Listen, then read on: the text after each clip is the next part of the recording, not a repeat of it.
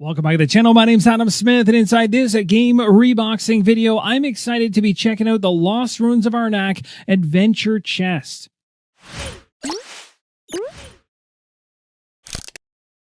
And this is a complete storage solution for everything that's been released for Lost Ruins of Arnak to this point. Inside the box, when I picked it up, Twisted Pass was also a part of the equation. And as you remember, the core game was released in 2020, so that goes in here, along with the two single expansions off to the side, the Missing Expedition and Expedition Leaders. Both of those go in this box as well to give you a storage solution for everything. Now, I picked up the original core game in 2020 and got all the expansions along the way, so it is really nice to finally be able to put everything that's been released to date inside of one box, and that's why I'm excited to take you through this reboxing video to show you exactly how the adventure chest stores everything.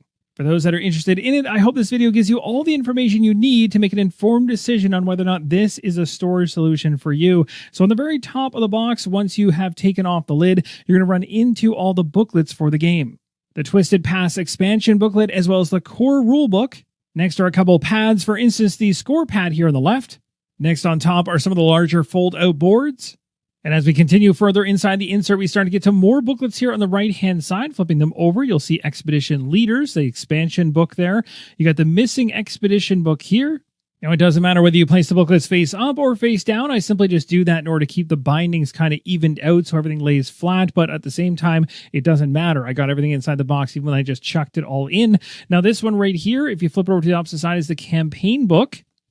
Now, as we go further inside this tray, you'll see this ridge line going north and then off to the east, and that's essentially hugging all the components that we're going through right now, keeping them, making sure they do not move inside the box whatsoever. This is the main game board right here, all folded up and on top. And underneath is the new Twisted Pass game board, which is double-sided. We've now got through the entire top layer of this insert. You can now see the bottom layer. I'll remove all the tray covers. There's 4 of them right here, but underneath of this section here, there's actually a number of other trays underneath that. And if we take these 2 off, there's a tray below that as well. You'll start to see the components and how they're all nicely organized in just a moment. So as you can see, everything has a place, and you'll also note on some of these card trays, they even have spots for cards to be upright as well during gameplay, which is pretty awesome. Besides just being down flat inside the tray, it's easy to get through the tiles as well as they're on an angle. The tokens are all separated out into these smaller trays. As I mentioned, there's a couple of these trays hiding underneath the bottom right-hand corner. You got the cards divided up there in the top right-hand corner, and you'll see how the dashboards are tucked in behind here. It's actually really well done so that they don't move barely at all, about an inch or so on either side, and these ones just stay snug right in there, and that's going to ensure that none of them get damaged over time. So a great advantage of this particular insert is the fact you'll be able to pull these trays out and actually use them as part of gameplay instead of just pulling the items out of the trays and leaving them inside. So it's now a lot easier with the other trays removed out of the equation to see how the player dashboards are essentially slotted into a groove at the back here. There's a cut corner right there in the bottom right, and that allows these to just slide straight in when you store them away, or if you need to pull them out, you take them out as such. And then the same with the player dashboards here. These are actually not folded closed. They're actually left open and across the entire side of the box. Now, for those individuals that are curious about the dividers, there's 3 major dividers across the cards here. There's also kind of a mini divider hidden away back here that divides things up even further across multiple icons. And of course, you'll see some of the cards that I have here are actually sleeved, like the front ones here. Other ones are not. You'll also notice that the card tray has notches, so you can simply just place the dividers in the notches where you want them in, whether you want it on an angle or not.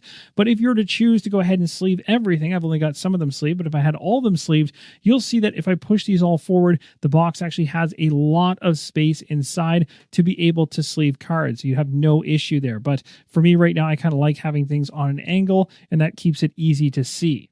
The bottom of the insert has 2 major trays. This is the largest of the 2, and the final small one here on the right. We'll take the lids off, and I'll show you what's underneath. Now, when you take that tray lid off, you'll notice that the actual insert layer has 2 separate parts. So it has the major one here, but there's also a sectioned off part here that essentially just sits in a groove in this area again, so you can pull this out easily during setup and during play to have off to the side, to not have it connected to the main tray and have to pull that out of the box, which is a nice little addition. We can go ahead and just slot that right back in where it belongs. You'll see underneath of all these little pamphlets for setup and your turn reference cards, you've got more 4 individual dashboards here, which sit on top in a groove, and then more tiles underneath. And that is the gist of what's in these 2 bottom layers. Now, after owning Lost Ruins of Arnak for over 5 years since it originally released and picking up the expansions along the way, I can't tell you how awesome it feels to finally have what I believe to be a true storage solution for this game. And this game plays awesome solo, so there's a lot of people out there that might be curious about this one. It's definitely worth checking out.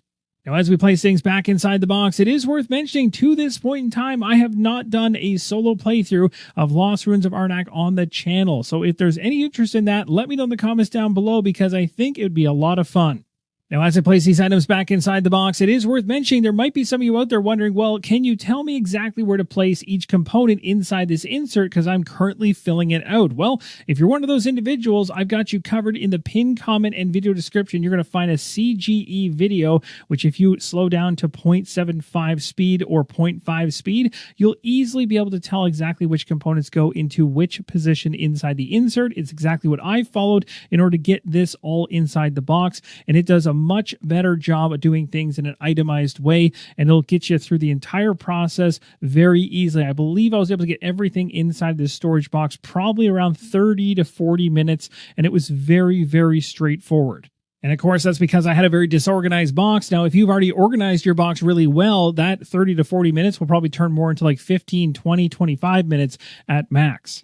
Now, as we get towards the end of this video, there is one more thing I wanted to mention. I wanted to ask you guys if you happen to know, because I'm unsure, but as I was placing things back inside the box for the very first time myself, I noticed there's quite a bit of space over here in this area. It almost seems like there's going to be a tray, or it's just used for something at some point, almost like there might be something coming in the future that's quite small that'll be added into the storage equation, but I'm not 100% certain if that's just dead space or it will be utilized. So let me know in the comments if you know anything. There also could be promotional items out there for this one. Actually, I'm almost positive there is. I don't know if they would actually go in that position, but if they do, let me know, because I'd be intrigued in trying to track them down if there's something large that I am missing out on. But overall, I was really impressed with this storage solution, and that space in the top right does nothing in terms of keeping things stable and secure. You're not having to worry about anything moving around inside the insert. It is locked in position when the lid is on. You can flip it around, you can move it around. Everything is staying inside the trays and inside their positions and safely stored. And those old boxes, well, all mine, they went right to the recycling. Long story short, I am very happy with the storage solution, and I love the artwork on the front. I've already said it once, and I'll say it again. I also like how clean it looks. It just isn't muddied up with a whole bunch of icons and everything else. The artwork really stands out on it, and it certainly looks nice on the shelf.